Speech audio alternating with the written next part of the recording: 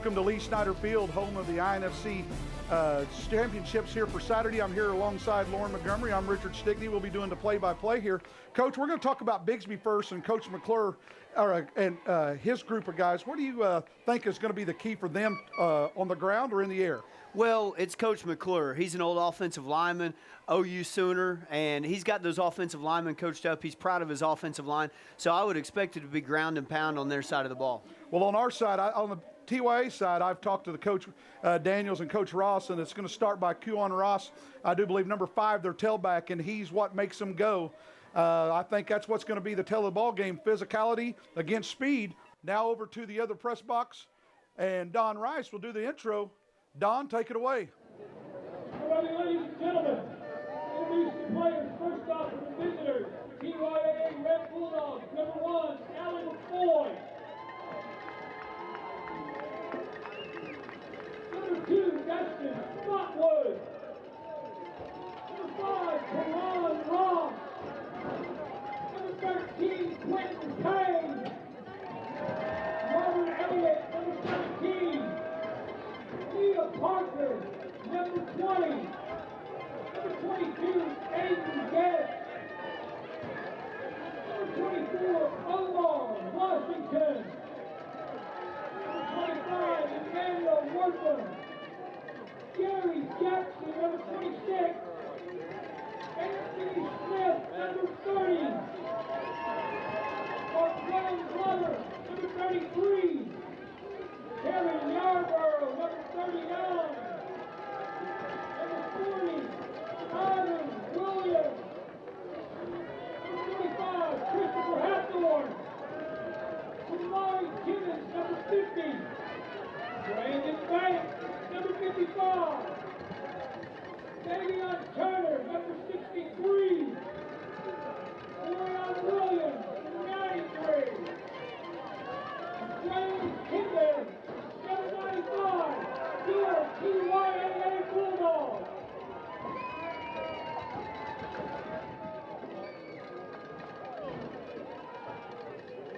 For the next Spartans, Luke Carney, number 2. Cody Poole, number 5.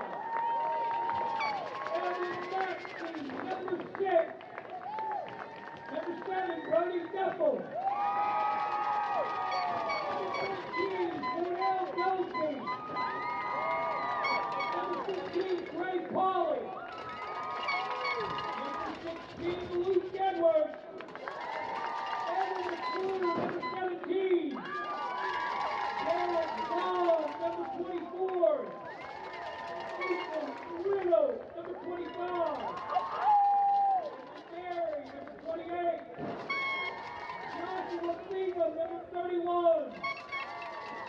Lewis, 34. Michael Hebert, number 38.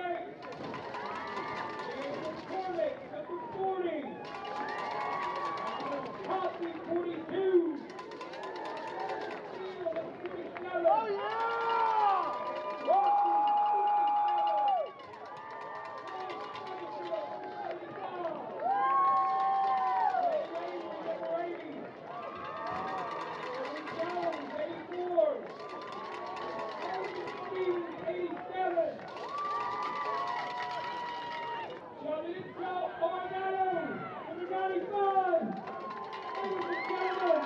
55.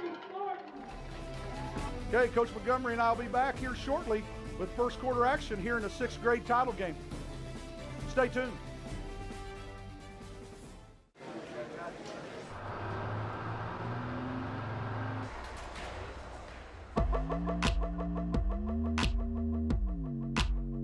It takes a lot.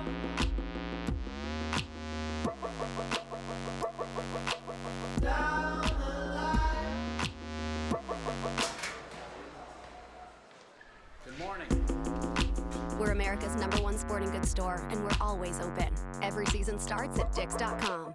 It's the sale you wait all year for. The 0-0 event going on now at Classic Chevrolet. 0 down, 0 first month's payment on Chevy Silverados, only $399 a month. 0 down, 0 first month's payment on Traverses, Camaros, Impalas, Malibus. 0 down, 0 first month's payment on Chevy Sparks, only $149 a month. 0 reasons not to get to Classic Chevrolet today. The 0-0 event going on now at Classic Chevrolet. Online at ClassicChevrolet.net.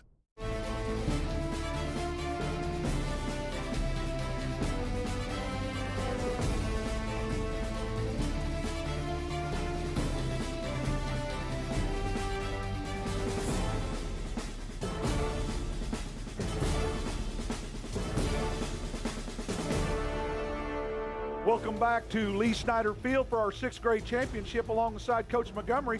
We're going to go down to Allison on the sideline. Thanks, guys. I did talk to one of Bixby's assistant coaches before the game, and Coach Duffel, and he said he's really preaching to this team to take that underdog mentality. Despite having a 34-2 regular season record since the 3rd grade, but the team they're going against in this TYAA Red team, also no stranger to winning, especially on the championship stage. Have won 4 of the last 6. Should be a good game tonight, guys. Well, guys, Coach Montgomery, you're having a coin toss. We talked a little bit about it in pregame. Power, strength, hopefully for Bruce McClure being an offensive line guy. And it's going to be a lot of speed on the other side of the ball. No surprise. What do you think? No, I tell you what, I'm eagerly anticipating this matchup right here. I love what Coach McClure does with his group. He instills confidence. He teaches fundamentals. And likewise, the undefeated TYAA Bulldogs, they bring a lot of speed. They bring a lot of athleticism and size. I was watching them down there and weigh in, and those guys are fired up. They've got speed. They've got size. They got big, long defensive end type guys. So, man, this is going to be one heck of a matchup. Well, Coach, looks like we just had the coin toss. Not quite sure who's going to be receiving, but the key starting out, as it always is, stay ahead of the chains, keep the turnovers down, penalties down, and try to, win the battle up front a little bit in the trenches and try to have some positive yards against a team like this. You know, it's funny. This is the 6th game of the day so far on Championship Saturday out here at Lee Snyder Field in Bixby. We're so proud to have this game. But each one of these games comes down to who can eliminate the drive killing penalty, who can eliminate the drive extending penalty, who can protect the football. And whether you're playing in the NFL tomorrow or you're playing INFC Saturday, that's what it comes down to, Richard. Well, I'm looking out here, and with Bixby showing up quite a bit. Coach, some of your players supporting Kevin Riddle's son Zach and their team, but that's what it's all about. A lot of family here at Bixby, and these kids are showing up supporting their team and their community. Yeah, we do the Spartan Pals program where we assign a youth team to groups of our players, and they go out to the practices. They develop relationships with these kids, with these coaches, and then likewise our youth teams come to the high school games, and they're associated. They have a face to talk to after the game, a face to cheer for during the game, and that's something we just started this year that's so special. And then Mr. Noggle with Bixby Youth, we had a youth football night down here and this year, and it was just special having all the kids line the tunnel and out on the field before the game. So great atmosphere tonight on Lee Snyder. Well, kickoff goes deep. Looks like it's back for number 40, McCormick, as he picks it up at about the 18-yard line and takes off straight upfield. Probably not a good idea going side to side with all that team speed, but hey, no turnover. Be first down and 10 at the 25-yard line for Mr. McCormick. You know, that's the first thing you notice as you watch these older boys. The kicking game gets just a little bit better, and typically the execution gets just a little bit better. The hits, the physicality, you notice that as the kids, their skill sets develop, and now we're in 6th grade, and before you know it, these guys are going to be playing high school football on Friday night. Well, here we go, first and 10 at the 26-yard line.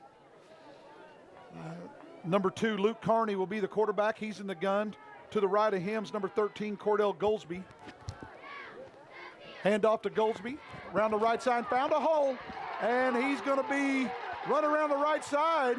Nice hesitation down the right sideline and run out of bounds inside the 45-yard line on the first play from scrimmage by number 13, Cordell Goldsby, running inside zone. Like you talked about before, Lyman doing a great job washing out the backside, did a great job cutting back and found the hole.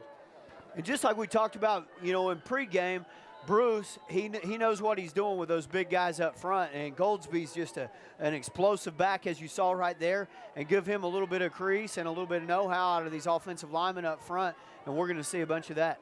1st and 10 at the 44-yard line of the Bulldogs. Straight handoff off the right side as Goldsby met in the hole by a couple of Bulldogs. Led in there by big number 95 for the Bulldogs. I do believe that is Quillen Kinder. And right there, Bixby lining up in a three-back set and getting downhill in a hurry. I tell you what, that Goldsby, I like it. He's a one-cut guy, sticks his foot in the ground and gets vertical. And then on the other side of the ball, the TYAA Bulldogs running that 5-3 defense that they're known for. Coach Goff, leader of that organization for so many years. Back to the same formation. In the gun, deep is Goldsby. And we have a little fumble on the snap, and he gets down on it, down back on a loss of about 5 on the play, bring up 3rd down. A little trouble handling it. Once again, not surprised. Early in the game, nerves, getting here at the championship game, and had a little exchange. Hopefully they can find a way to pick up half the yardage back and shorten it up. Great job, though, to reset on it and recover it so that there wasn't a turnover. For that very reason, we like to a lot of times defer in these big games when nerves are high and everything, get that defense out there, because it seems like defense is a little bit better served if their motors are revved hot, and offense is a little bit better once they settle into the game. And so that's just my personal opinion, and right there you see it, and I know Coach McClure would much rather stay ahead of the chains than have to go these spread formations right here. We got one guy to miss. Nice hit, though, on the tackles. Number 33 on the reception, number 13, Goldsby. On the tackle was number 33, Marklin Glover. But that's a great idea. If the ball would have been out in front of him, Coach, there wasn't nobody else out there because number 17, McClure, ran off the safety, and he had one man to beat. No, his man coverage over there, and Coach McClure lined up in trips formation, and they just ran the tailback swing back out to the single right there and make one more guy miss, and you got a big play. Nonetheless, they picked up a manageable 4th down. Bring up 4th down, 41-yard line, roll out to the right. Pass complete. Nice comeback block by Vaughn. He's loose down the right side. Hesitation down inside the 15, down to the 12. That's a great block by number 24. I do believe that is Vaughn. Yeah, Garrett Vaughn on the comeback on the block, and that's what you talk about at the high school level that Coach Waz does with his receivers is there's no standing around, always something to do. Yeah, and that's what Coach Waz does a good job of. He refers to it as gooning, and those wide receivers out there doing a good job gooning on the sprint out pass play. Great execution, great protection, great job getting open by Goldsby, and right here the Spartans line up in an empty formation. McCormick motioned, a little jet sweep, got to make a guy miss.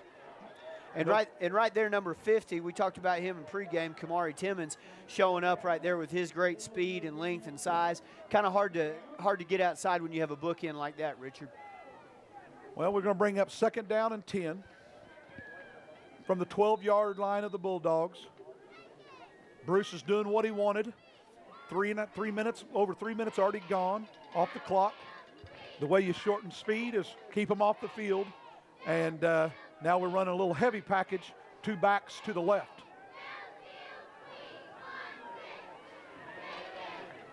Great looking stretch play. Not the most glamorous thing in the world, but it's about a 3-yard gain, and 3 times 4 is 12. So we'll see what comes up right here on 3rd down. Bring up 3rd down and 7. That TYAA defense is tough. They're undefeated for a reason, and those guys take a lot of pride in their defense. Talking to the coaching staff down there before the game, Coach Daniels, he's just proud of what this defense has done.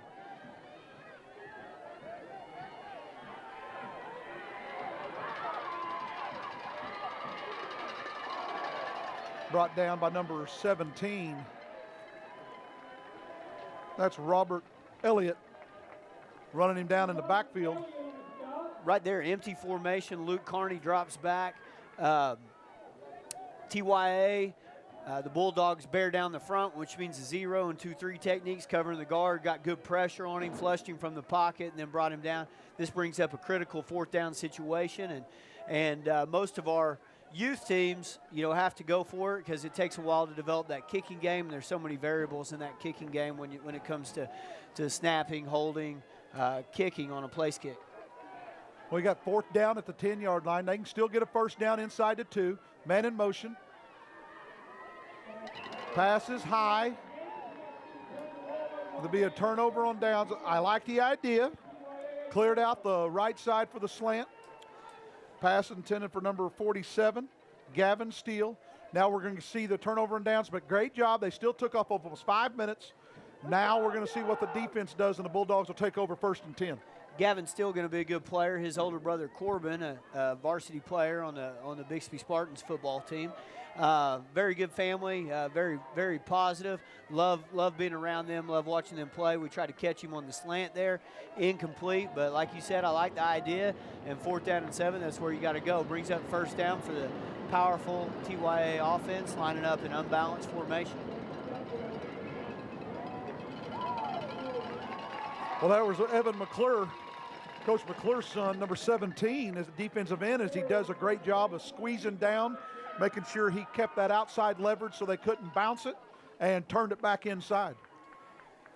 Evan McClure going to be a good ball player. Watched him growing up since he's been just a little guy and loves football, continues to progress. And I know it's like a constant clinic around his house with wealth of experience Coach McClure brings there. Not only is Bruce a coach of the 6th grade team, his brother Gary J, offensive defensive line coach for the TYAA Tigers in TYAA. Nice run off the right side by number 5, Ross, as we talked about in the pregame. Looking for that crease. Great job by the defense, great pursuit. And it's going to bring up 3rd down and 3. Swarm defense right there. Trevor Jones getting in on the tackle. Good to see him showing off his speed from his defensive back position. Well, those defensive backs are going to be real involved because they're going to do a good job of putting pressure on the outside, the corners, defensive ends, safeties.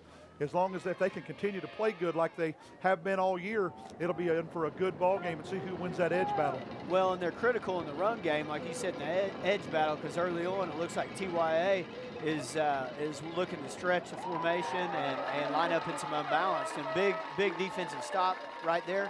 Number 2, I believe Luke Carney in on the tackle. And McClure did a great job. Once again, as one of our friends, Coach Beauchamp, always talked about outside shoulder leverage, squeeze the hold down, squeeze down, and made a play from the backside. Great job by Evan and that defensive line, and Luke Carney doing a good job as a walk-up outside linebacker. Again, it'll bring up a big 4th down and 4. And it looks like the Bulldogs are lining up in punt formation right here. They're deep. Let's see what the kicking game looks like. McCormick catches it, and that's the first thing, and he's got the edge. Down inside the 20, they're going to keep the pressure on the Bulldogs as they're dropped all the way down inside the 20 by number 40, McCormick, as he returns it to the 17, where they'll take over 1st and 10. And you talked about special teams being an important part of the game, and they forced Bulldogs to punt, and they hit a line drive, and he's able to catch it and take off. Yeah, I thought that was excellent execution. Number 1, fielding the punt, which is a big deal, not letting it roll out. And then on the return, picked up some good blocking. It looked like the Spartans were setting up a sideline return along that right sideline and picked up a couple good blocks and got an excellent field position right here. Well, here it is, 1st and 10 at the 17-yard line. Heavy dose of Goldsby, hits off the right tackle, picks up about 3, brings up 2nd down and 7, and it's coming back once again. They're not getting cute and just all of a sudden going out and spreading you out and throwing it. They're keeping you locked in the inside, so maybe a boot pass, reverse, something like that. And that's the reason why you talked about so many times staying with that run inside the tackles. Well, Coach McClure didn't fall up the turnip truck yesterday. He understands football and he understands what he wants to do. Make 4 yards on 1st down, and that's just what they did right there.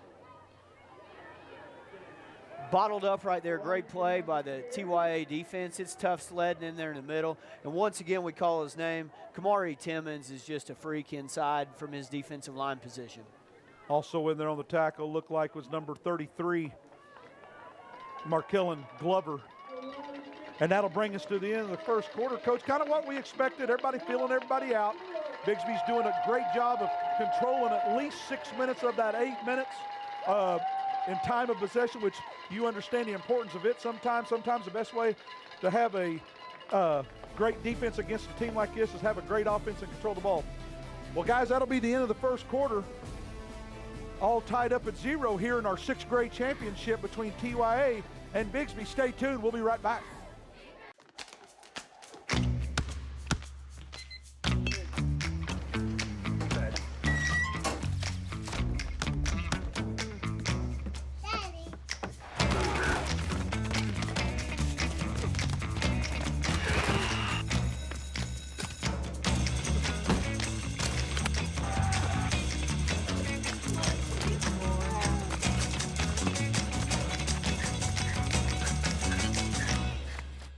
It's the sale you wait all year for. The 0-0 event going on now at Classic Chevrolet. 0 down, 0 first month's payment on Chevy Silverados, only $399 a month. 0 down, 0 first month's payment on Traverses, Camaros, Impalas, Malibus. 0 down, 0 first month's payment on Chevy Sparks, only $149 a month. 0 reasons not to get to Classic Chevrolet today. The 0-0 event going on now at Classic Chevrolet. Online at ClassicChevrolet.net. Welcome back to Lee Snyder Field as we're here in game number 6 in the 6th grade matchup. We have the TYAA Bulldogs against the Bixby Spartans. First quarter play, about what we expected. Coach Montgomery feeling each other out. Bixby controlled the clock and just stayed on the Bulldog side of the field the whole first quarter.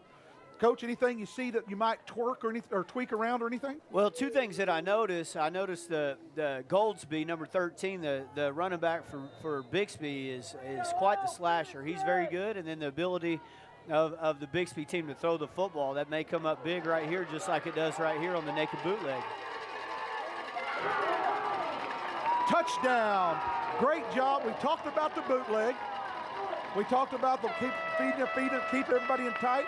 They slipped out the H-back, number 40, McCormick, and he made a few people miss, a couple hesitations, found the corner of the end zone. And you were talking about that earlier, the reason why you got to stay with your plan.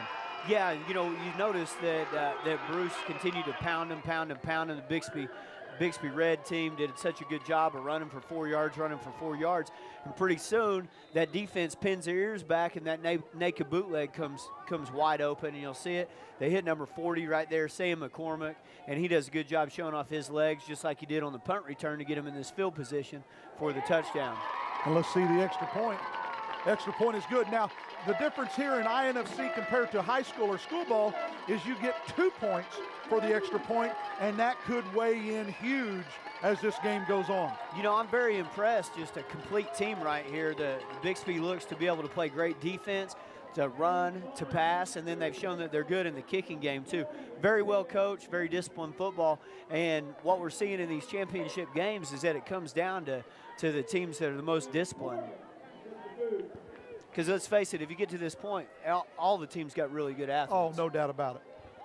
Well, here it is with 7:51. First play of the second quarter, they hit McCormick on a 12-yard touchdown pass. McClure kicked the extra point. It was good for 2 points, and right now it's 8-0 Bixby, and now they're about to kick off deep. And if I'm guessing, they're going to treat this like you do Booker T. I don't think they're going to kick it deep. I expect a squiggle kick or something along those lines. But there's Ross with the ball. But great job of pursuing. It looked like in there, Goldsby and number 5. Right there, little Cody Kroll. Cody Kroll. Right there, excellent little onside kick right there by Evan McClure, and a guy that does it all. He can play up front on the defensive line, and he can kick. Just a good athlete, and probably I know coaches over there on the sideline saying that's the one guy we probably don't want to kick to, number 5. He's a special athlete, and he's their go-to guy. Well, we're going to see if they continue with Bruce and his defense, if they'll see and start noticing, because you'll start seeing TYAA run unbalanced, and we're going to see if they start shifting to it. And right on cue, we're going to run unbalanced. Well, not unbalanced exactly, because I got 2 to the right out there. But we're running toss sweep, and we got a crack back, and we're going to have number 40 McCormick in on the tackle. I tell you what, the thing I noticed on that stretch play, obviously number 5, like we talked about, Ross is really, really good, but he got an excellent lead block out there from his fullback, Robert Elliott. flat out getting downhill, setting the tone. And a lot of times teams like to stretch those stretch plays all the way to the sidelines and don't really get anything. Those guys got downhill. They one cut, put their foot in the ground, and got vertical. And now we're going back too tight. Straight dive play. Good tough runner right there by Kieran Ross. Very talented athlete right there, and he's a slasher back too, very similar to Goldsby. Likes to get vertical, and I tell you what, 2 great running backs on display here. That'll be enough for a first down as they quickly march down to the 30-yard line of the Spartans. It'll be 1st and 10, and we're under 7 minutes to play. We're going to see if the Bixby defense can bow their neck and make a few stops right here. We're running, looks like they're going to run on balance to the left with a heavy backfield. I expect them to go off left, and that's where they go. But great job by McCormick splitting the gap. Number 40, McCormick, he's showing up in all phases of the game. We've seen him in the kicking game on the punt return. We've seen him on the reception in the flat there on the naked bootleg, and now we're seeing him come up and make a tackle for loss right there. 2nd down and 10. Remember what we talked about, Richard. You want to make 4 yards on 1st down. 2nd down, you want to pick up half the distance, and then you want to convert on 3rd down. Right there, that puts him behind the chains just a little bit, bring up a 2nd and 10. And we haven't seen a pass yet from the Bulldogs. Let's see what they do. Bring up 2nd down and 10, as Coach mentioned. 2 backs in the backfield. Wide receiver in motion, looking to do the crack back in the toss. Let's see if Goldsby gets to the edge. I'm going to guess number 40 again. Yes, sir. Sam McCormick flows great, does a great job flowing over the top, as you've talked about and Coach Douglas talks about with his linebackers, scraping. Goldsby set it, the edge, and then there came McCormick flying in from his linebacker spot. Looks like there's a little dirty laundry on the field down there in the area of maybe a holding call. Speaking of getting behind the chains just a little bit. Now it's going to be, it looks like 2nd down and 16 as the penalty is accepted. You know, the thing these young linemen have to remember is to keep their feet moving. Most holding calls come not because of where your hand placement is. They come because your feet quit moving, and then you just hang on and get overextended where it's real visible, or you drag a guy down. You keep your feet moving and keep your hands inside, you're not going to get many holding calls. Bring up 2nd down and 16. Closing in on 5 minutes remaining until halftime. 2 receivers to the left, tight end to the right. Shotgun formation, back on each side. Back to pass for a first pass. Ball's incomplete. In the coverage was Garrett Vaughn, number 24. Had a guy open, had a step on him. Just overthrew him a little bit. Good looking pass right there. Great protection. Drop back and just a step off there on the corner route or the fade route from the Bulldogs right there. Well, you talked about being behind the chains. Big 3rd down. Now we're running trips to the right, stack formation, single to the left. I expect them to look over here to the single coverage because this is the guy they just threw to, number 24. And it looks like they got him right where they want him. They probably got the slant, they probably got the out route, whatever they feel comfortable throwing. High snap. Pass is broken up by Lewis. Did a great job in coverage. Had a little pressure. Bad snap, though. That always throws it off, Coach. Bad snap, a little high. Kind of gets the quarterback's eyes off of what's downfield. And kind of was under a little distress from the backside from Carney. And gets it out there quick. And Lewis did a great job on coverage. Those fundamentals always show up in these big games. It's funny, but it always comes down to the things that you start working on day one. Think about snaps again. Bad snap. Oh, big play in the backfield. Led in there, it looks like, by number 67, Coach. Maybe that's 57. Peyton Hopkins with the big sack on the snap that goes over the quarterback's head. Spartans will take over nicely at midfield. Peyton Hawkins, his daddy was a great player for the University of Tulsa, and then the Jinx Trojans before that was a big linebacker that played for TU, so he comes from good stock right there. Brad Hawkins. We talked about that in the 4th grade about all these players who come from, the parents that are committed to not only just winning and everything, but the success of their kids. And there's another one right there that comes from great genes, as you talked about before. It'll be 1st and 10 for the Spartans. Heavy backfield.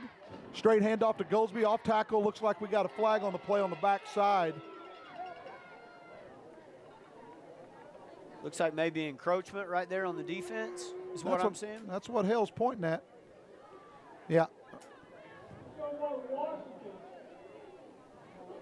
They wave that off. Yeah, they look like, I think he was trying to look for too many men on the field. And I think he recounted and found out that they had the right amount on there, so they'll bring up 2nd down and 10 for the Spartans at midfield. Well, right there, the Spartans lining up, just running a standard power play where you block down, kick out the end, and pull the guard up in the hole. And then right here, they're lining up in a 3-back formation. Let's see what Coach dials up.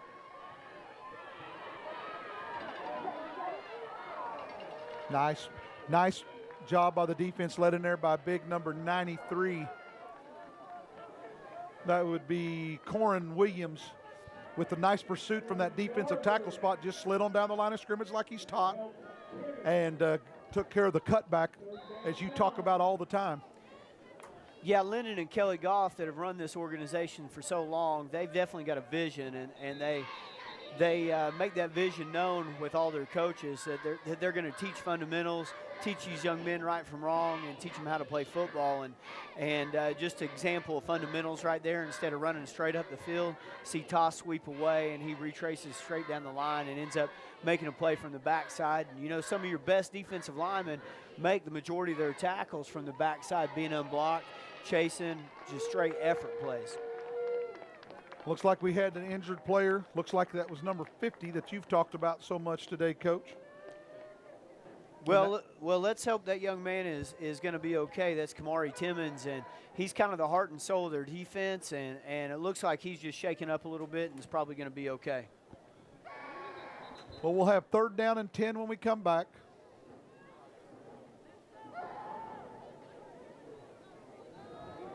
Three and a half minutes.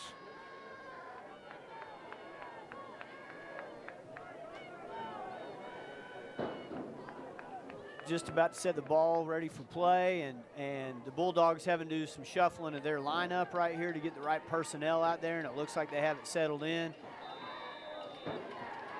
Once again, lined up in that 50 defense right here. Hook and ladder, Coach.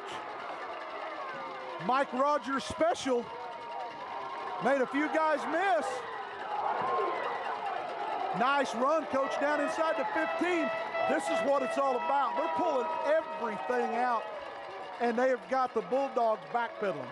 Every bullet on Coach's list is going to get hit today. I tell you what, run the old Lee Snyder special, as Coach Rogers would call it, the hook and ladder, won him a couple games this year, and worked to perfection right there. Well, it's going to be 1st and 10 at the 12-yard line. They flipped the field position, stuck at 3rd and 10, as we talked about, made a big play. Now they're milking that clock under 3 minutes, and then what a way to end the half. They can find a way to stick it in the end zone. Yeah, this would be a tremendous score right here, especially if they can kick that 2-point conversion again. A 16-point lead would be remarkable going into halftime.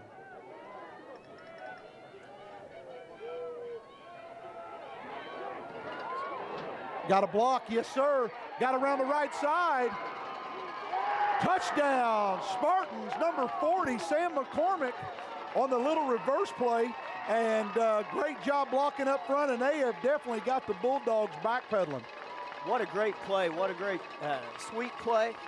Key block right there you'll see on the replay by Cody Krull. Cody does a good job of lead blocking around that corner and getting vertical and just attacking that defender nose to nose, and allowed McCormick to sneak around the edge, and then he broke a tackle to get into the end zone.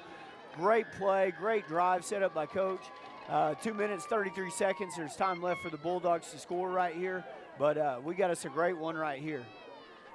Well, you talked about the extra point. We're going to see, you notice the Bulldogs are overloading the offense's left side, and Bixby found a way to adjust to that, and they moved an extra guy over there to help block it, and we're going to see if they move that guy over there again. Looks like the Spartans are electing to line up and go for one right here, and it's tight end pop pass, wide open. Had Evan McClure lined up in the end zone. Didn't quite get his head around quick enough. I'm sure he'd like to have that one back. Excellent drive, and that's 14-0 with 2.5 minutes left in this first half. Well, like Coach said, 2:33 remaining until halftime. Bulldogs will be kicking off. the Bulldogs be back to receive. Spartans will be kicking off. It's anxious, or it's interesting to me to watch the body language on the sidelines after a situation like this because number one, the Spartans just went up 14-0. So number one, I'm looking at them. Okay, do they relax? Do they lose focus? We talked about that. I talked to the team before that early in the game. No matter what the situation, no matter what the scenario, maintain your focus. Then I look at the Bulldogs, okay? Are you still in it? Are you still focused? Are you dialed up? Or are you showing poor body language with your shoulders slumped, hands on the hips, things like that? Because things in games like this are so critical as far as the momentum of the game. Both teams have to be dialed in and focused and forget about what the score is.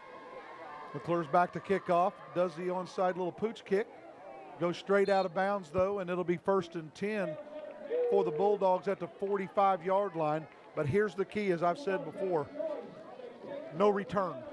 And they're cutting down the return and the speed game down. But the Bulldogs have decent field position, and they have a lot of time still on the clock. You know as well as I do, just one big hit, and they're right back in the ball game. It'll be 1st and 10 for the Bulldogs at their own 45-yard line. Big move right there by Evan McClure, not kicking the ball to number 5, Kieran Ross. I'm sure after that first one, his coaches got a piece of his ear and said, hey, here's what we want to do. We want to kick the ball to one of those big linemen that are out there on the return or kick it out of bounds and just give it to him right there on the 45. He kicked it out of bounds, gave it to him on the 45, and that way we're going to make him earn it the hard way, line up with our defense, and play a little football.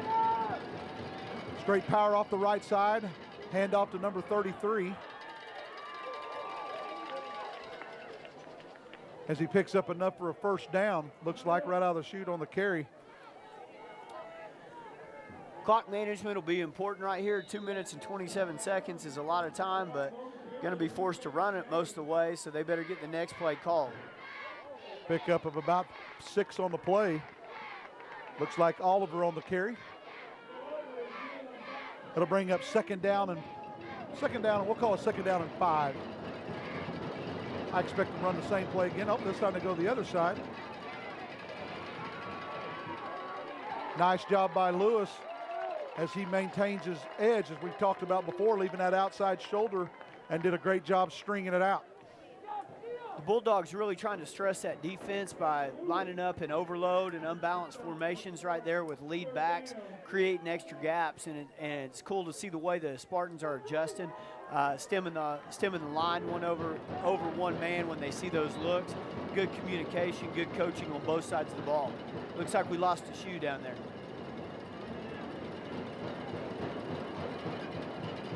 Right there, number 25, Emmanuel Wortham loses his shoe, and they're losing critical time as that's happening.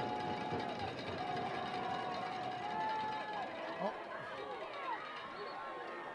Pass is complete. To number 26, Coach. Jerry Jackson right there with an excellent grab, showing off his athleticism, goes up over his head, does a good job bringing that left foot down in bounds. Not only makes the reception, but gets out of bounds, stops the clock.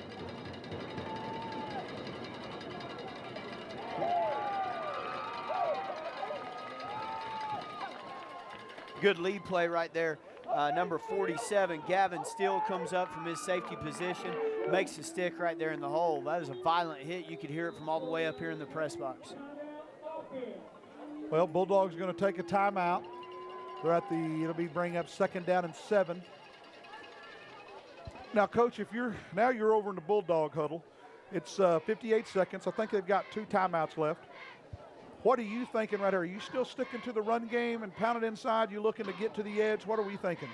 Well, a couple different things. You know, they're going to have to throw it to score, I think, unless they break a long run right here. And this defense has shown that they're pretty tough. They've gotten some favorable looks with some of their big, long, tall athletes out there when they line up in trips and get single coverage on the backside. So I would think maybe they'd throw some out routes and things like that they could get the ball easily and they get out of bounds. And then maybe a couple of nice calculated runs out of some of their unbalanced lead formation, because all in all, we got some very good tailbacks on that Bulldog side that we got to get the ball to. And so as we come back here, Coach, you're defensively now. What are you thinking for what's their main deal? Keep everything in front? Well, no, not necessarily. I think real soft coverage right here would be a mistake. I think they need to get up and pressure those guys like you see in the trips right there just a little bit, so that we don't give them any space when they catch the ball. Because just like that, right, number 26, Jerry Jackson, made the great catch along the sidelines right there. You give him a little bit of space, he can make some yards after catch, a little yak after he catches it. And it looks like the Bulldogs are going to go ahead and take a timeout right well, here. Ross did a great job. I think he was one at quarterback on that play, stepped up in the pocket because good pressure, but didn't break down to make the tackle in the backfield, ran by him, he stepped up, gave himself some time as he hit the crossing route, and brings them down 1st and goal from the 9-yard line, and we've got 49 seconds left. Not quite sure how many timeouts they have, but they're going to have to get to the edge or get in the end zone because I don't expect to, I expect the clock to keep running. So once again, let's go back in the huddle again, Coach. It's 1st and goal. We still working the edge, or do you think you still got some times you've got a timeout left to still run the football? Well, I think they can still work and run the football just a little bit. Remember, we got a 1st down right here, so if they want to run the football, they can run the football, maybe call 2 plays in off this timeout, get back up there and throw the ball on the 2nd down, get back up there, run it again, spike the ball. So I think the playbook's still wide open right here. Bruce didn't like how his team was getting out there late to line up. Now let me ask you a question, Coach. You're in trips. You're Bixby. They haven't thrown into trips. Do you have the guts to just put 2 guys out there? Because I think they're trying to spread you out so they can run the ball inside. What are you thinking right here? Well, I think it just depends on what their base coverage is, and normally at the high school level, you go in and a team has 3 or 4 base trips coverages.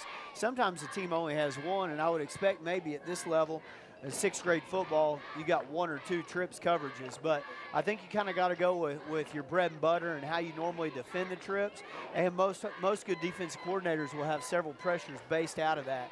So, but the one thing they've shown all night, if they line up in trips, they get single coverage out here to the wide side. Well, here we go. 1st and goal. Nice play in the backfield. Now there's the 1st sack. Good job by McClure again. But that clock's going to keep running, and they don't well, they're not calling timeout if they have one, Coach, and they're hurrying them up to the line of scrimmage and calling it from the sideline. And you look who they still have at quarterback, and now they're going to run out of this. They call timeout? Looks like a flag on the play. I think there are 12 guys on the sideline field. warning. Oh. Looks like a sideline warning against the Bulldogs as their coaches were coming running out to the numbers because they didn't like how the kid was lining up in a formation. Well, we're down to under 30 seconds left. That clock's going to get started up again. There it goes. That sideline warning actually helped the Bulldogs out a little bit because it stopped the clock and allowed them to get lined up right there. You got to be yelling at the Spartans right there. Get up slow, get up slow. Well, obviously they had a timeout, so they've got 1 play left most likely. Because if they run inside the tackles, there could be a pile up, and it could take, now, in high school, easily 2 plays. But in youth football, you've seen some of the plays. Sometimes it takes them a while to get up, get in the right spot, and even get everything marked. So now you're the Bulldogs, Coach. Let's go back. You're the Spartans. What are you dialing up here, 3rd and goal at the 4-yard line against the Bulldogs? Well, the first thing I'm going to do is I'm going to line up in trips and see if I can get that single coverage that they've been showing them, and see if I can hit a slant out there because it's going to give me 2 downs. If it's incomplete, we're going to hit a touchdown or incomplete and stop the clock. And then I think on 4th down, your playbook's wide open because you only got 1 more shot. Well, they're going back to that trips and that single coverage here. Don't like that the corner's way off, but the pass falls incomplete. Brings up 4th down. We got a flag on the play from the other sideline. Little pass interference call, but really that doesn't hurt you. No, it doesn't mean much in this situation. It's half the distance to the goal, and the deal is it's still 3rd down. There's no such thing as an automatic 1st down on pass interference down inside the red zone. So really you ought to hold on to them and attack them every single time. If I'm coaching their guys, especially in this situation right here. Well, I expect quarterback sneak.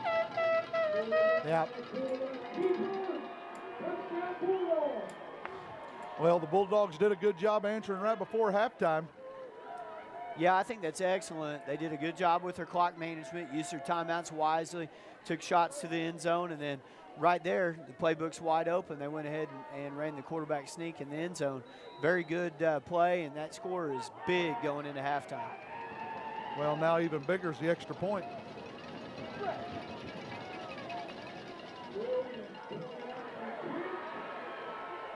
And the extra point is good. And with 10 seconds remaining in the first half, brings the score TYAA Red 8, Bixby Red 14. Coach, once again, talked about the special teams. Great job there by the Bulldogs holder. Little high snap, got it down, and good blocking up front, and he nailed it right through the uprights. I'm just really impressed with both of these teams. Both teams have great fundamentals. They're well coached, good schemes, a variety of plays, and I keep going back to these teams start August 1st or maybe even before August 1st in the summer practicing 3 nights a week.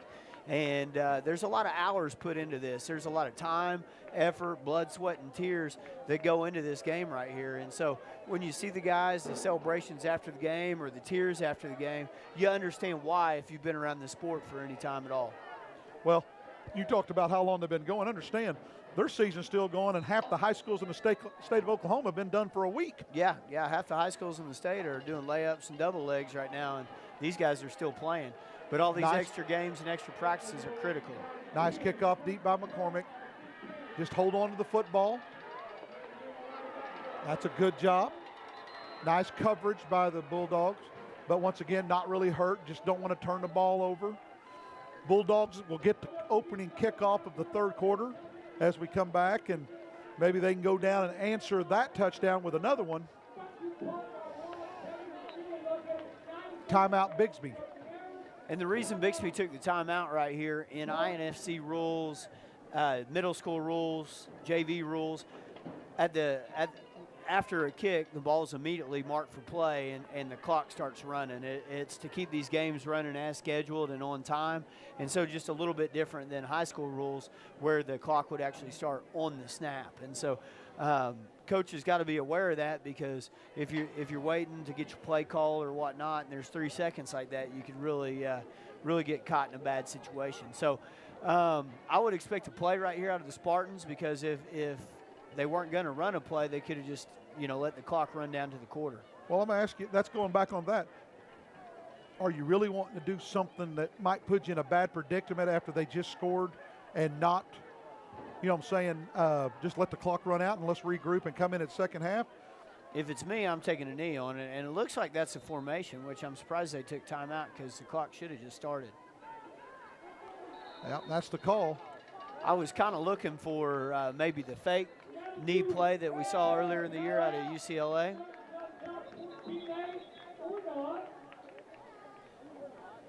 And that should take us to halftime. There's a little discussion down on the field. I'm not really sure over what. Well, it looked like there was a... Is that a timeout? Yeah, it looks like another timeout by Bixby.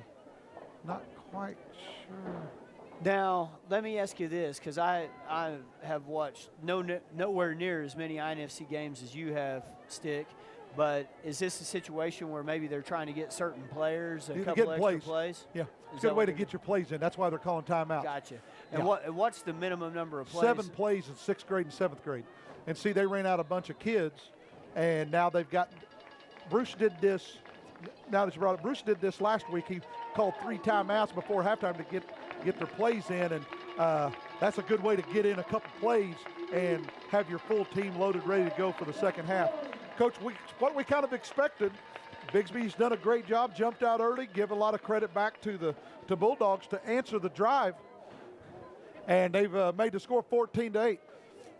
Well, we've got a score at halftime of 14-8. We're going to go down to Allison, and she's got Coach McClure with you. Allison, what do we got down there? Coach, your team up by a touchdown. How do you win this one in the second half? We just got to keep doing what we've been doing so far. We got to protect the football, stop them on defense when we can, and just make big plays.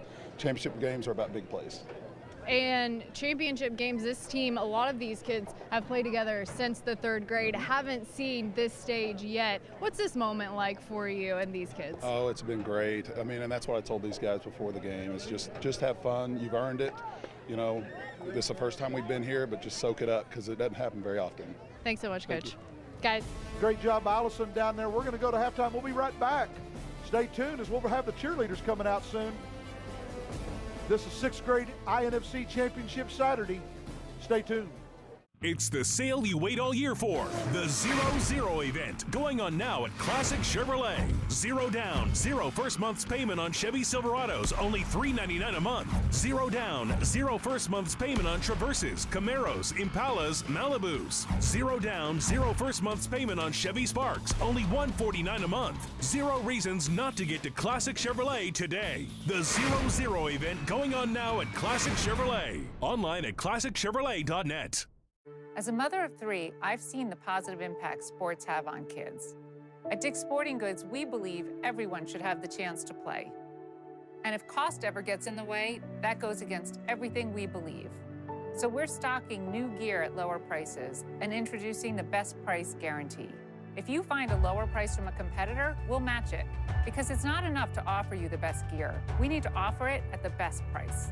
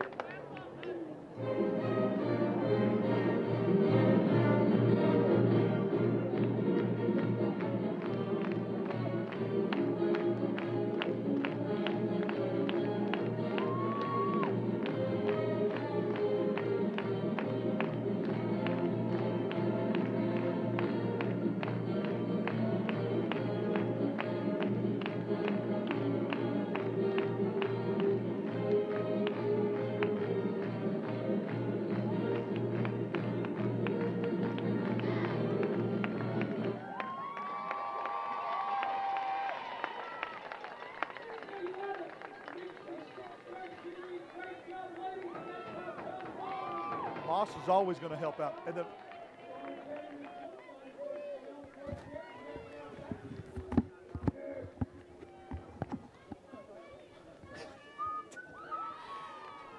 great job, great job by the 6th grade cheer squad for Bixby. As we're here at halftime with score 14, Bixby, TYAA 8. We're going to go down to Allison. This team, no stranger to winning championships. You guys have won 4 of the last 6 that you've played in. What was your message during this halftime talk with them? Halftime talk, like we do every game. The score is 0-0. We got to come back out here. We received the ball first, and we won 4 years in a row. We lost it last year, so we got a chip on our shoulder this year to get it back, get us the championship this year. All right, good luck. Thanks, Coach. Thank you. Guys. Stay tuned, guys, as we come back and get ready for second half action with Coach Montgomery and myself. Once again, the score as we go into halftime, 14-8 Spartans. Stay tuned for the great second half coming.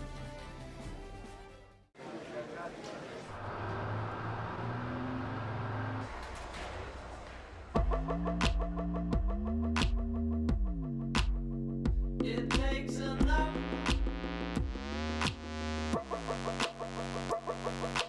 Down the line. Good morning. We're America's #1 sporting goods store, and we're always open. Every season starts at Dicks.com.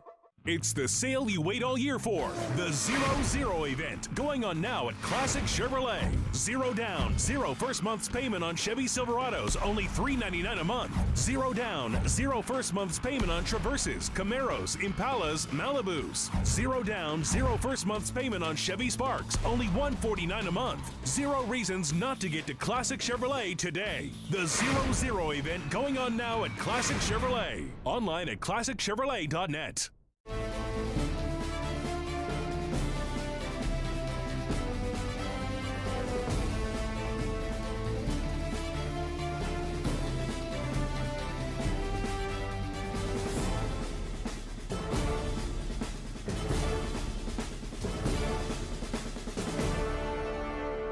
Hey, here we go. Back Coach Montgomery and myself, Richard Stickney, going here, getting ready to start the second half.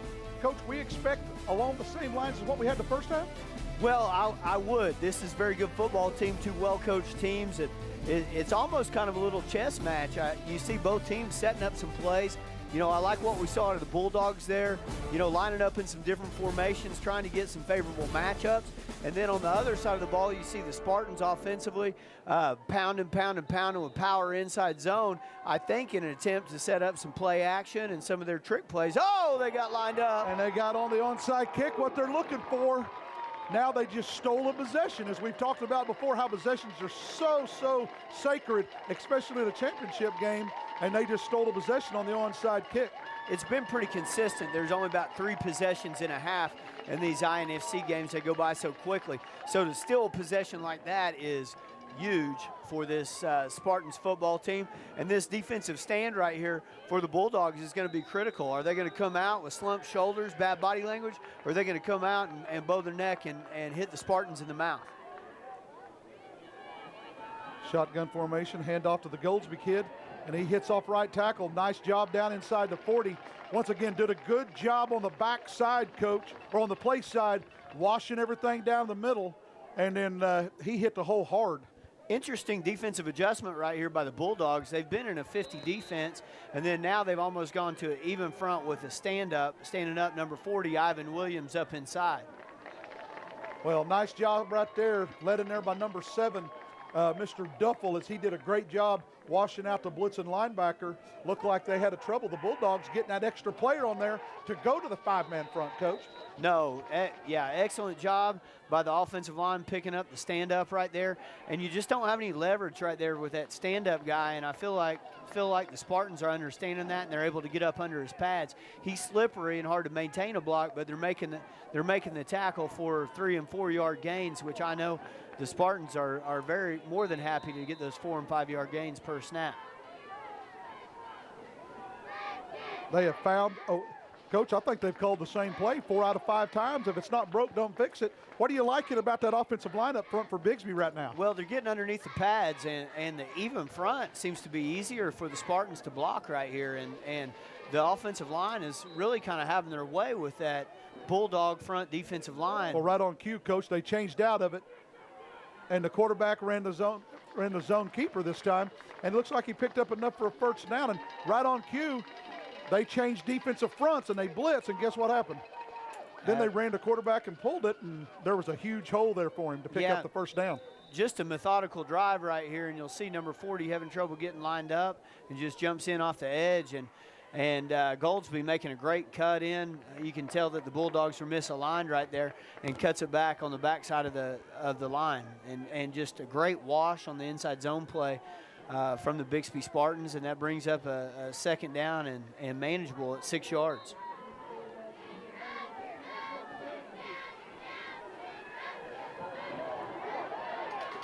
Nice job by the offensive line. Again, this time we went with a quarterback lead instead of handing it off, just followed Goldsby, gave him an extra blocker around the edge, and got down to the 10-yard line where, Coach, it's going to be, it looks like, 1st and goal for the Spartans. Yeah, number 2, Luke Carney right there, shows a little pep in his step and does a good job stretching this thing out and getting to the sidelines. And looks like we got a little timeout taken. Did the Bulldogs take that timeout? You betcha they had to, Coach. Coach Daniels is out there trying to get his defense. I think, like you talked about 2 or 3 plays earlier, they're having a lot of trouble getting lined up, and when they're getting lined up, Bixby seems, like you said, have a lot easier time with that even front, and then they try to switch to the out front, and all they did then was the quarterback started keeping it. Yeah, they look just a bit discombobulated, and sometimes that happens when you make an adjustment, maybe something you didn't practice, and then all of a sudden the offense comes out in a formation you couldn't cover at halftime in your halftime adjustments, and then somebody doesn't know where to line up, and then you get out-gapped in a situation. I think we saw that for sure one time on the inside zone cutback play. It wasn't for a big play, but it was for another one of those methodical 4-yard gains where typically in the first half we saw the Bulldog defense being perfectly aligned right there. So smart timeout right there. Football's such a game of momentum, and let's see if he was able to get his defense lined up and ready to stop the bleeding right here. Well, here we go. 1st and goal from the 10-yard line. Man in motion, straight handoff, gets a block on the edge. Can he get to the corner, Coach? Looks like he's going to get close. Unbelievable right there. Number 13, Cordell Goldsby, runs just a typical ISO play and then bounces out wide and shows off his great speed, able to get the edge right there. And this Bulldogs defense hasn't seen that many times this year on teams that are able to bounce and get all the way to the corner. But number 13, Goldsby, just a phenomenal football player and a bright future ahead for him. Well, the Bulldogs are used to doing that to somebody else. Rarely do they get it done to them. Looks like they're trying to block it up pretty good. We got a man in motion. Offsides against the defense, the extra point. Was it good? Don't you take the kick? Did they blow the whistle? Otherwise, I take the points and get off the field, no worry. And have it on the kickoff, right? I mean. So it's a defensive penalty, and now they got to kick it again. Is that what I'm understanding? They must have blown the whistle. We must not have heard the whistle up here. Well, no. I see Bruce down there saying he wants to decline it, but they're not giving him that option. Unbelievable. Well, we'll see if we get a kick again. Oh, see, and that's what hurts. I don't understand how they don't get to do that, but hey, that's why I'm up here in the press box, not down there on the field. Coach McClure is absolutely livid down there, which I don't blame him. Yeah, I think you should have the option, I would think, especially after kicking. Unless, like you said, we can't hear up here, unless the whistle blew it dead before it even happened. And, you know, they tried to stop a kid trying to blitz in an A gap maybe. Maybe you're going to, you know, put some pressure on somebody, so they're going to try to blow the whistle. But, hey, I'll have to go down and ask Bruce after this game and see what he thought about that call. I can probably tell from up here what he thought. Yeah, you got to kind of hope that, you know, a game doesn't come down to that. And I know you talk to these officials up in the hospitality room, and they don't want to be the deciding factor in these games. They want to just officiate it and let the kids play. So I'm assuming maybe there was a whistle that called it dead right there. And nonetheless, Spartans put together a great drive off the onside kick. So they stole possession and got points off of it. So that's critical. And then it looks like maybe we got too many guys out there. Well, it looks like we didn't have enough men. Now they've got them lined up.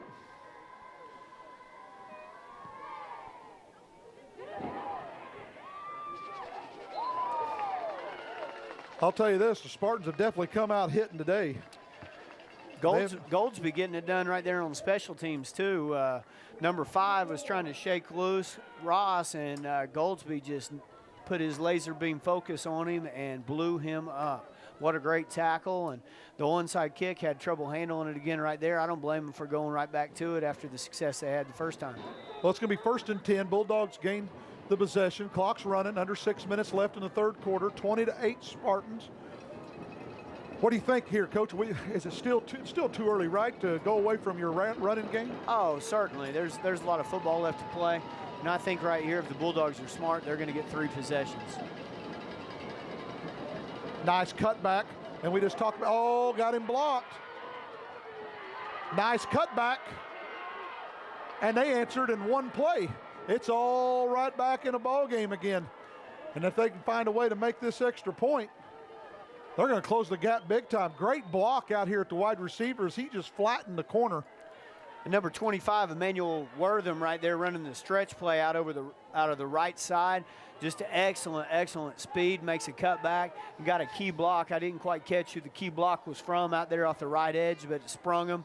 And the Spartans didn't have the speed to recuperate right there. So one play drive right there by the Bulldogs, and that's why every little point, every little thing are so critical, because teams with the playmakers that make it in this game have the ability to score at any time. Looks like the Bulldogs are going to go ahead and kick the 2-point conversion right here.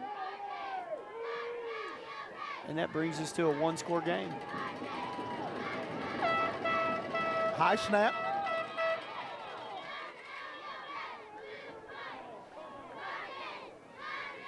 And a false start right there on the kicking team. Yep, so false start against the Bulldogs was the call. And so 2 interesting procedure penalties on these last 2 plays. So it looks like they get another shot right here on the extra point, albeit a little ways back now.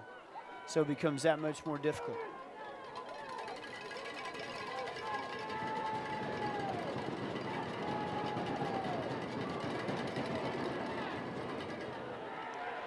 Number 40, Ivan Williams, rears back and drills it Yeah, he didn't care if it was extra 5 yards. I think he could have went back 10 yards and made that, Coach. 5:18 remaining in the third quarter. Bulldogs answer quickly and get the two-point conversion. Brings the score TYAA 16, Bixby Spartans 20.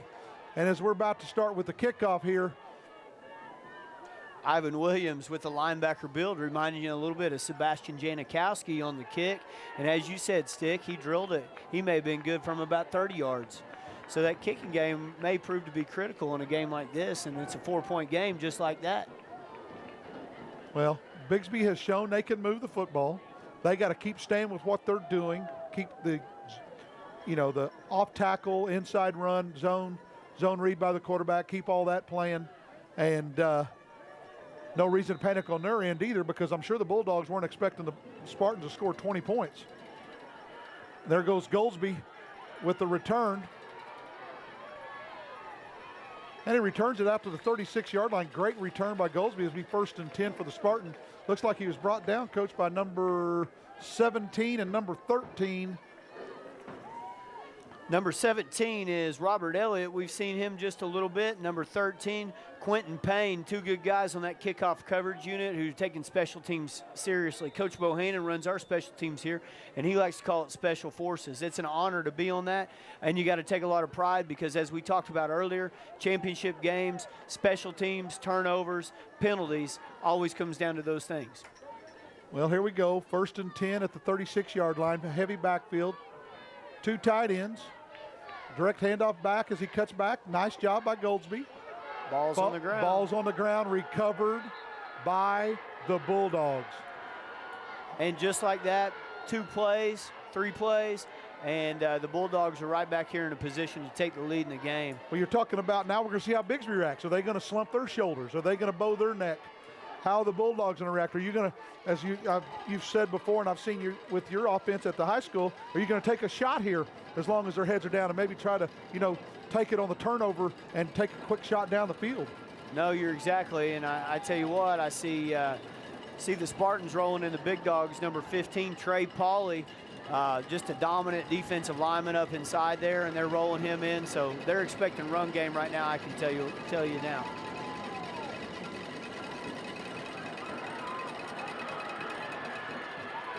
Fumble, ball's loose again. We got a turnover. And right back to the Spartans. Hey, Goldsby right there from his safety position comes screaming and puts a hit on the ball carrier. Ball pops loose. Spartans there to recover. And I think it was number 5, Cody Kroll, on the recover. He's been everywhere along with McCormick and along with Goldsby. But, boy, that's what they needed to do. They had a turnover. We talked about, are they going to slack, bow their necks? And, Coach, they bowed their necks right there. Now we got to see if the Bulldogs, how are they going to react after they just turned the ball over? Goldsby and Kroll, 2 players that have very, very talented older brothers that are very good football players. And those 2 are following that line of genetics. And I see some dirty laundry on the field anytime. We're going to call holding. A lot of times that happens. Coach Ross was over in his ear that whole time on the turnover. Next thing you know, here comes a flag. But it looks like it's going to be marked off against the Spartans. And now they're going to play behind the chains, which is tough to do. So hopefully they can find a way to get some of the 8 to 10 yards here on this play and keep the ball going and getting that clock going and flipping the field position. That toss sweep play, a lot of times you're much less likely to get that holding call when you run it over to your sidelines for whatever reason. Those officials feel a lot more comfortable if you've been doing your job as a coach, visiting with them, keeping them happy, making sure that there's barbecue in their dressing room before the games. So you need to run that toss sweep to your sidelines. And I'm sure Coach McClure had someone tell him, hey, Coach, we need to run it over here. Now we're going false start. That turnovers, penalties, getting behind the chains, drive killers right here. So going to be critical. They still have 4 downs right here. They don't have to get it all in 1 down, but it's going to be important that the Spartans settle down. Here it is, 1st down, 24 yards to go, 25, 1st and 25 for the Spartans. Empty backfield, 5 wide, of course.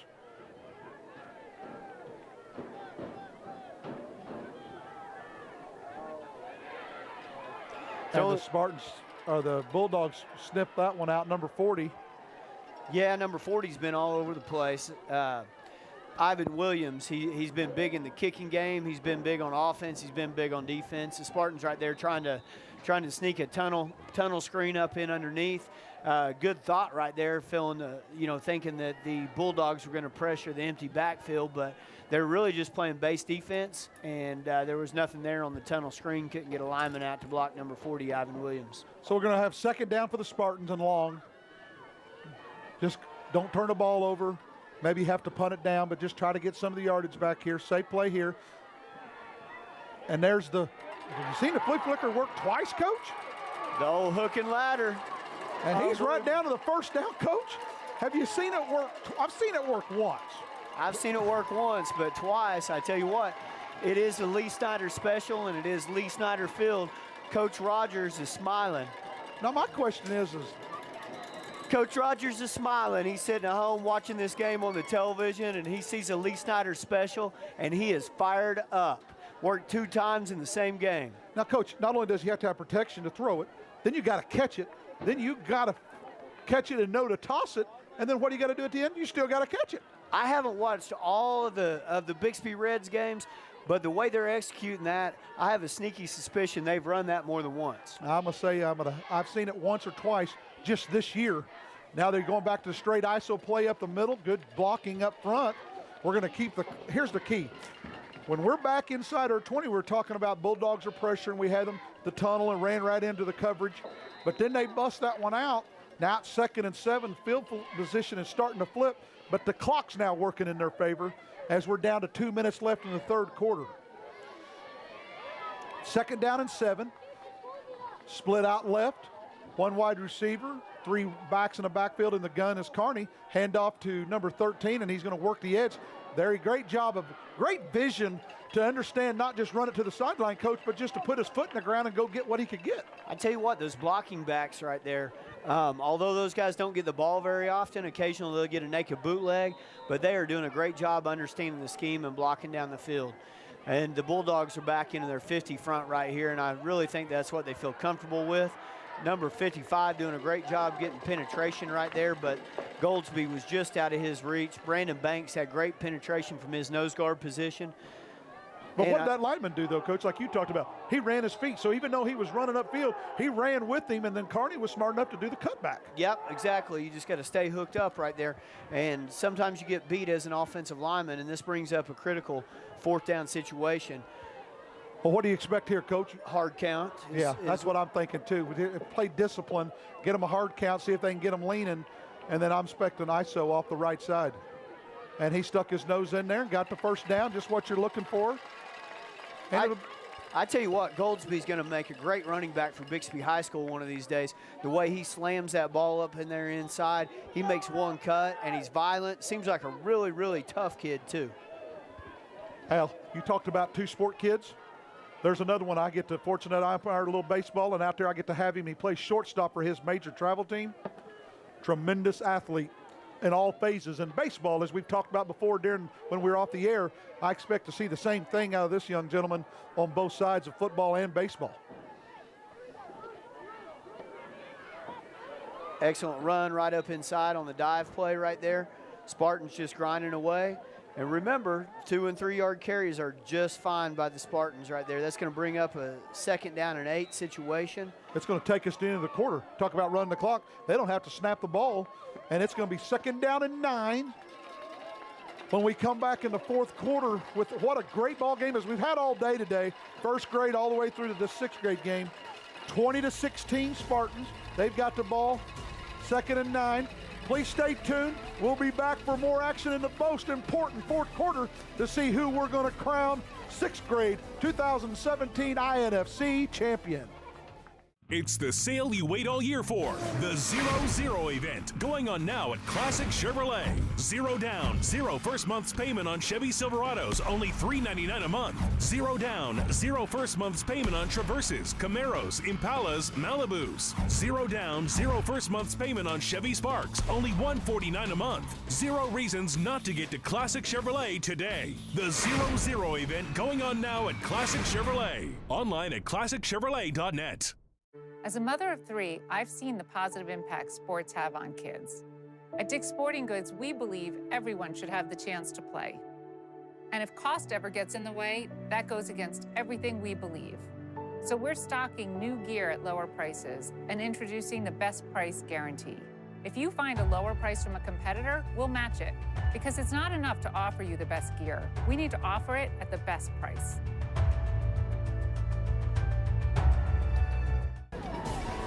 Coach Montgomery, fourth quarter, sixth grade championship game.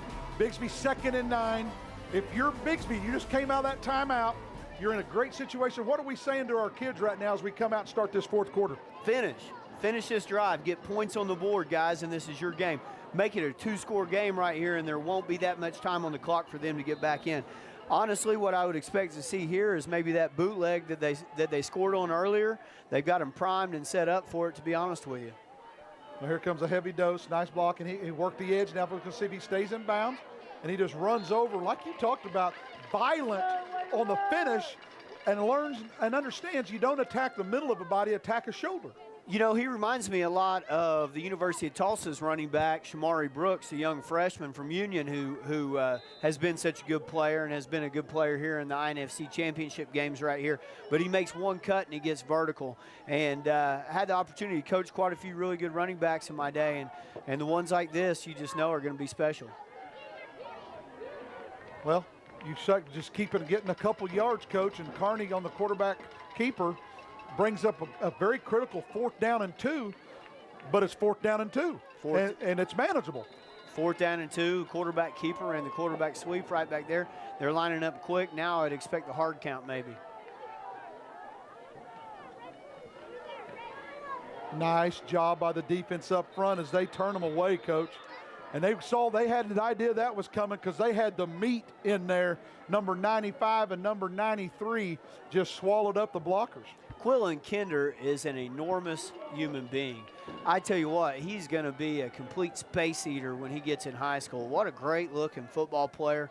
And that's exactly what a nose guard is supposed to do, what a nose guard is supposed to look like, playing that zero technique and that 50 defense. You had one of those, didn't you, Coach, here last year? Oh, man, we've been lucky enough to have a couple of them. But, yeah, Brendan Evers, who's now playing for the Oklahoma State University, ball's on the ground right there. Sometimes these dead plays right here kind of scare you because the defense all breaks down.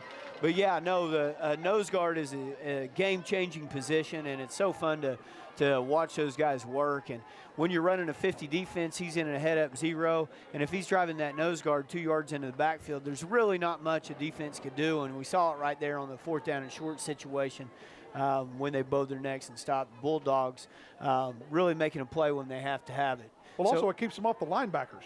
Whenever those guys are sucking up blocks at the nose guard at the tackle position, it lets those linebackers just run free. And I don't tell our defensive linemen this, but really you're just pawns. Your job is to cover those guys up so those talented linebackers can make a play. Well, there's the first time I've seen today, I don't know if you've seen, that's the first time I've seen a counter out of the Bulldogs. They used to do it all the time, but that's the first counter. Picked up about 5 yards, bring up a 3rd down, and 3rd down and 6 here. For the Bulldogs, they'll go for it on 4th down, I'm sure, with under 6 minutes left in the ball game and down 4.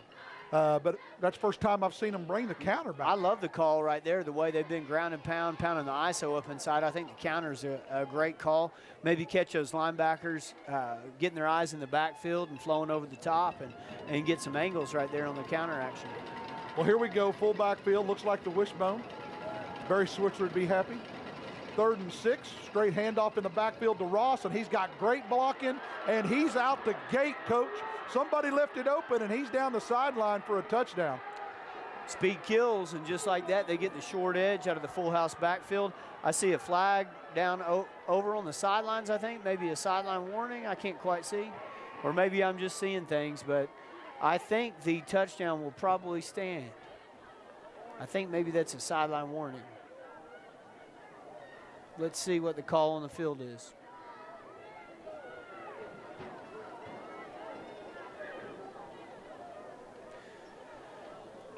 Our 6th grade Bixby Red team is our 3rd Bixby Red team in the finals today. Looking to go perfect. We've won our first 2 in the 3rd grade Red and 4th grade Red earlier in the day. And this is the final Bixby team that'll be in the championship right there. And they just fall behind right here. So 5 minutes left in the game. and it's going to all be on the line right here. Well, what happened was there was a penalty. It looks like it was after the score. And they just came over and asked Bruce, do you want it on the extra point or do you want it on the kickoff? And Bruce decided he wanted it on the kickoff. So it'll shorten up the field, hopefully, where they can go down and score right here and hopefully can run out enough clock, but, you know, find a way to put herself ahead. It looked like it was the second sideline warning, and the second is a personal foul. So it should be 15 yards on the kickoff, which should give great field position. Extra point is blocked. And we have a flag on the play. What are we going to have? Do you think they're going to have roughing the kicker when he kicked it right into him? I don't think that can happen on the kick. If that is the call, it's going to be a terrible call. Yep, no flag. I'm guessing. Yeah, no flag. The ball was tipped. There we go. Yeah, sometimes our officiating crews right here are mixed crews, and they're not used to working together with the same guys.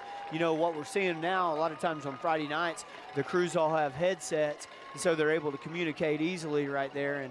And so when these crews might not necessarily work together as a unit week in and week out, a lot of times there's some communication breakdowns and things like that they have to get worked out. So hats off to the crew right there for getting that one straight so the boys can play the game the way it's meant to be played. And if I remember, there was a penalty on the kickoff, so should they move the ball back 15 yards right here? Yeah, they're right here is where Bruce chose it, which is, I don't remember if it was 15 yards or what the penalty was, but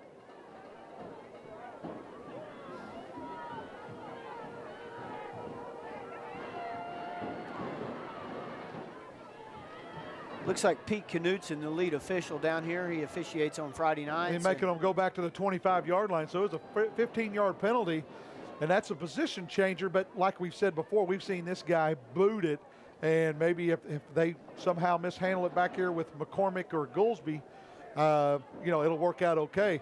The other thing that would scare me if I'm TYA, you found out Goolsby can separate from you, and if he gets any head of steam and any chance to get a crease, he could flip it and get down inside scoring territory pretty quick.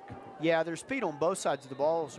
On both sides of the ball right here, both teams are very athletic right there, and a great boot right there. Once again, that's number 40, Ivan Williams, their kickoff guy. Goldsby may get an edge right here. Now, if he's going to cut back, it's time for the cutback right there. Runs him out of bounds.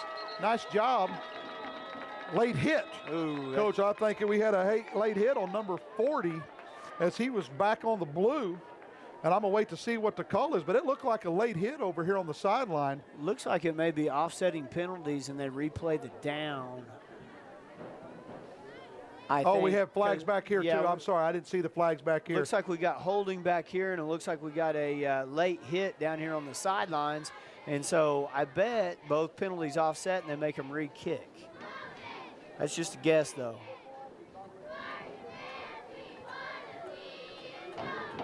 Block in the back.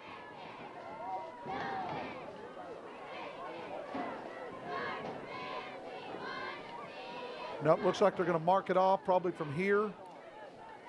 Looks like they marked it back 10, and they're going to mark it 14 from the spot. So it's going to be first down and 10 for the Spartans in real good field position at the 47-yard line. Plenty of time on the clock.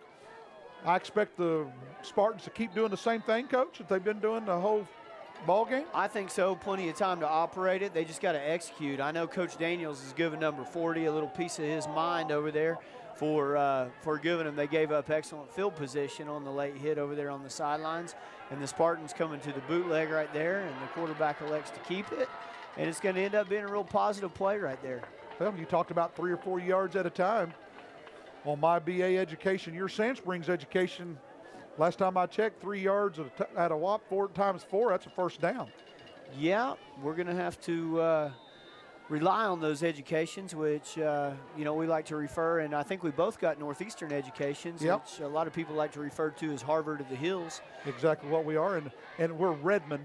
I am. I'm a Redmond. I know you're a Redmond. I'm not a Riverhawk. No, I'm not a Riverhawk either, 100% Redmond, and that brings up a big second down here.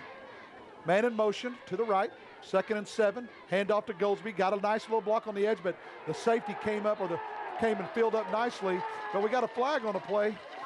Face mask looks like. Don't know if it's a personal foul type or if it's the just grabbing it. Nope, personal foul, face mask against the Bulldogs will mark them off 15 yards. Well, once again, a gift right there, and penalties, turnovers, mistakes. These big games always come down to it. You hate to see a big game be decided with penalties, but at the same time, flagrant face mask is one of those things that stands out, especially when it's right there in front of the official. Well, it's going to be 1st down and 10 for the Spartans at the Bulldog 37-yard line.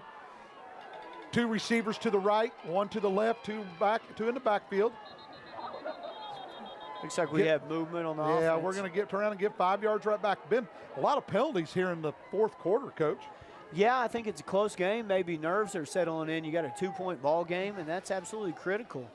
Well, we've seen the kicking game. You think if the Spartans can get down in 5, down to the 5-yard line, they won't have a problem trying to kick the 3 points down 2? No, I was just thinking about that, and I think if they're down there inside the 10 and the game comes down to it, I bet they do try to kick a field goal. So it'll be interesting to see how that plays out. Well, we got wheel route. And McCormick did a great job adjusting and picks up enough for the 1st down. You called it, Coach. Great job on the wheel route by McCormick, but he made the adjustment as the ball's in the air. The defender kept running. McCormick saw the ball, came back and grabbed it. Yeah, high risk right there, but McCormick did a good job of adjusting to an underthrown ball, and sometimes as a defensive back, those are the most difficult passes to cover, the ones that are overthrown and you can't see, and so you're kind of in no man's land there, and the wide receiver can adjust to it, make a good play.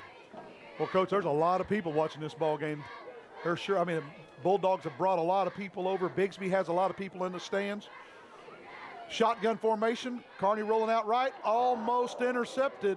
Ross saw that one, Coach. You know what I think he saw? The other end zone pretty quick. Yeah, I tell you what, number 5, Ross, he's a speedy player, and if he comes up with that one, I don't know that anybody is going to catch him, and that would put the game away for the Bulldogs. So going to the air right here, the Spartans are going to have to be careful to possess the football, secure the football, and I would also think that Coach McClure would want to grind out a little bit of clock right here, 3:44, because you don't want to give Ross too many carries back on the other side of the ball. Well, we saw it just took 1 carry last time. Heavy to the right, straight back to Goldsby, and the defensive line has made an adjustment on that straight power. Yeah, that student body right is pretty covered up. The last couple times we've gone to that, but I have a feeling they may line up in it again and come back with some counter action or naked bootleg action off of it. Well, we got 3rd down and 11. All you talked about before, Coach, all the games we've had together, pick up half of it here. And that's what he does. Goldsby, Wildcat quarterback right there, and that's going to bring up well, we got a flag from the back judge. Looks like in the area of holding. We're going to find out what it is. Yep, penalties against the Spartans. Critical time for that penalty, as it's going to back them up, or they're going to take the 4th down and 5. Yeah, they're going to take the penalty, which I would too, because Bixby's shown that they can pick up the 5 yards. Unfortunate for the Spartans right there. Do they come back and run the hook and ladder for a 3rd time, Coach, Richard? do you think that, I mean, if you're TYAA, you think you're telling them that? I mean, or is there really, it has to be perfect, and if it's perfect, there's nothing you can do about it? You know, I don't know. When you're out there in man coverage, pretty tough to defend. If you know, I think the only way you defend it if you're in man coverage is to get great pursuit by your defense. And they're kind of lining up in that area right here, like it could be one of the concepts. Well, they got them full. They got them. Oh boy, a lot of pressure. Nice pursuit by the defenses down to the 32-yard line, pick up a couple yards. But here comes a big 4th down. Clock's going to keep running. This might not be a bad time for a timeout because this is a big down for the Spartans. A lot riding on this right here. 2 minutes, 37 seconds, and barring any kind of catastrophe on the Bulldog side, if they can hold them here, they could probably run the clock out. Well, I'm looking for number 40. And I'm running him on a corner route right here, and let's see if they do that. And they do it. Can he get it out there to him? Got it. Can he get the 1st down? Oh, I think he's short. I think he's just short. Yeah, it'll be a turnover on downs. Unbelievable. Great play. Great play. Now that's what I call bend but don't break defense right there by the Bulldogs. 2 minutes, 11 seconds to run off. And but they're going to get the ball back unless they get a first down, because they've got timeouts. Brish does. I think he still has at least 2 timeouts left. 2:11 remaining. Bulldogs 1st and 10 on the 17-yard line. Great play by the Bulldog defense, like you talked about, Coach, bending and not breaking, but also great play call. Clock starting because the play stayed in bounds, so they don't have to call a timeout. I mean, they don't have to run a play until about 1:40. They don't have to snap the ball to about 1:40, 1:45. Once again, in INFC rules, just change of possession, they start the clock immediately. If so it stays in play, if it's not an incomplete pass or it goes out of bounds, yeah, the play starts immediately. Here goes a straight handoff. Nice play by McClure in the backfield. Loss on the play, and we got a timeout for the Spartans. That's what they needed. Evan McClure's played a great game at that defensive end spot. Yeah, I tell you what, I'm really impressed. I always visualize Evan as this little ankle biter 4-year-old, I think, when I first got here to Bixby, and he's really growing into a nice player, and he has no choice but to be a big monster. His dad is 6'6", and his mom is a tall, athletic lady, and so he's going to be long. He's going to fit that defensive end mold, and he's shown right there that he's got a little bit of fast twitch muscle. So bright things in the future for the Spartans. Well, Coach, I went up and shook in Evan's hands, and his hands almost swallowed mine. Yeah. Here's a 6th grader, and he's wearing size 12 shoes already in 6th grade. Yeah, so I think he's probably going to top out at 6'5", or in that neck of the woods, maybe even taller, as tall as his parents are. So that bodes well if you're a defensive end. The longer you are, the more ground you can cover, the easier it is to squeeze, the easier it is to play those quarterback boots. Well, here we go, 2nd down and 13. Handoff off to the sideline.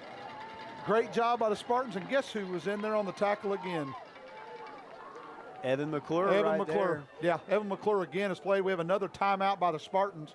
It's going to bring up 3rd down. Chasing that hill line right there, and then going to have to hold them here, and then I think we should have one more. The Spartans should have one more timeout, and then force them to punt, and then you're going to have to work some magic. But the way that I've seen these teams coached, you know, I tell you what, anything is possible in a game like this, especially championship. All the bullets, all the special plays, all the reverses, reverse passes, hook and ladder ×2 are going to get broken out on this game. Well, when we get 3rd down and 12, 22-20 in favor of the Bulldogs. 3rd and 12 for the Bulldogs. Spartans just took a timeout.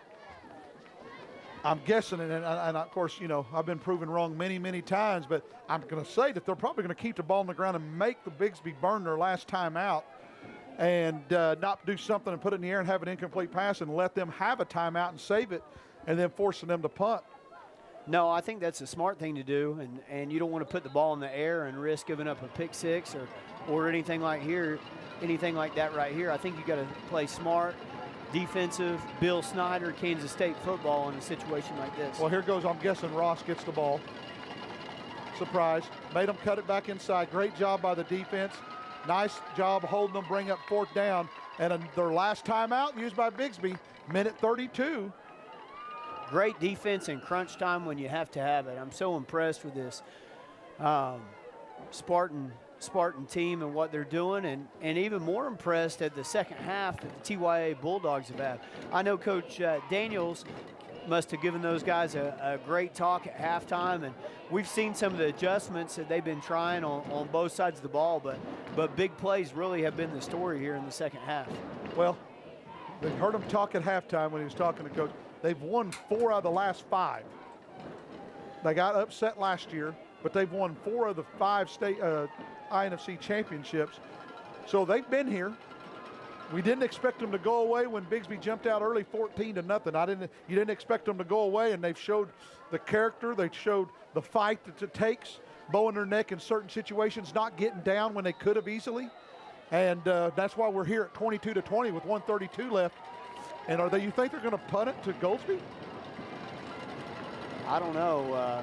Goldsby could take it to the house at any time, and he's going to field it. The great tackle in the open field, because, Coach, I'm telling you, he had that open down the right side. Yeah, Jerry Jackson, number 26. I think that was number 26. It was, yeah. Made an excellent play right there because he had blockers ahead of him. He had a full head of steam fielding that punt. Minute 26, though, right here with really good field position inside the 30, out of timeout. So hopefully they've worked that 2-minute drill. Clock is rolling right now, so let's see what happens. Let's be first down and 10 for the Spartans at the TYA Bulldog 29-yard line. McCormick and Steele out to the left and McClure out here to the right. Lots of time running off the clock here. Yeah, 15 seconds to come off the clock, and nobody knows what's going on. Looks like some confusion.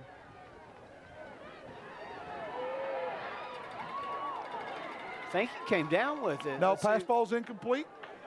No, looks like maybe it hit the ground, so incomplete on first down, but that does stop the clock right here with 59 seconds. Plenty of time.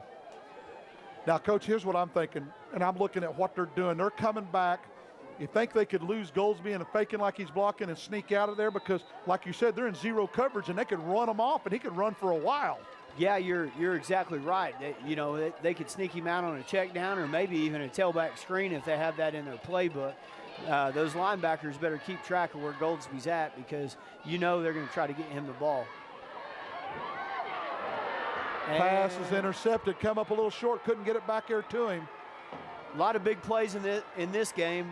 And that looks like, I thought it was number 7. Number 1. Number 1, Allie McCoy. First time we've called his name tonight, but that's a play he's going to remember for a long, long time right there because that'll probably do it. No timeouts for Bixby. They could probably just take a knee, obviously, and run this clock out. What a ball game, though, Coach. I mean, Bixby fought to the end. TYA overcame 14-0 and came all the way back. Yeah, no, excellent ball game, and I think you said it just a second ago. TYA's been here and they've won it, and they didn't panic when they went down 2 scores, and just a big deal for this program, a big deal for Lyndon Goff and the TYA Bulldogs. So proud of what they do every year. So proud of the presence they have here. Always see Coach Goff over there on the smoker on Championship Saturday, and just a good environment out here at Bixby and Lee Snyder Field. We're so happy to host. Let the celebration begin. Don't hang your head. Don't hang your heads right there, fellas. Both teams got a lot to be proud of right there. Great effort, great ball game by the Spartans. Coach, that's a great ball game by both teams. Coach McClure, that you talked about, when I think I heard you give their speech in there, leave everything out there. Well, I think Bixby left everything out there. TYA, as we said before, knows what it's like to be there, found a way to overcome. I'll tell you what a great ball game this was. Well, hey, we just crowned TYA the championship. Coach Montgomery, great working with you. My pleasure. Good luck in your next round of your playoff games. We're going to send it down to Allison as she's down there about to hand out some hardware. Thanks, guys. Here with Adam Taylor from the INFC. Adam. Coach, I just want to congratulate you on a great season, a hard-fought game today. I want to present to you the 2017 Dick's Sporting Goods and INFC runner-up plaque. Thank you, Coach. Congratulations. Thank you so much, Coach. And now, once Adam gets back, we have our winners in TYAA. And Adam, once again. Coach, congratulations. Amazing season, amazing game tonight. I want to present to you the Dick's Sporting Goods INFC Championship Trophy. Congratulations, Coach. Thank you. Great Thank job. You. Thank you. Great season. This is for the Bulldogs right here. Great season, 6th grade red. Coach Daniels, I know you don't like interviews, and you can pass off the question if you want, but what an exciting game for you guys tonight. Yes, it was. We stuck in there to the end, and we had a great fight. A great fight. Bixby came out ready to play for us tonight, and it was a great team. A great team on both sides of the ball. Your guys could have responded a lot of different ways after the first half that you guys did have. How proud are you of these kids right now? Let my coach answer. Okay. And we're very proud of these kids. And that's what we teach all year long, to stay in the game no matter what. We practice hard, and I think all our practices finally paid off.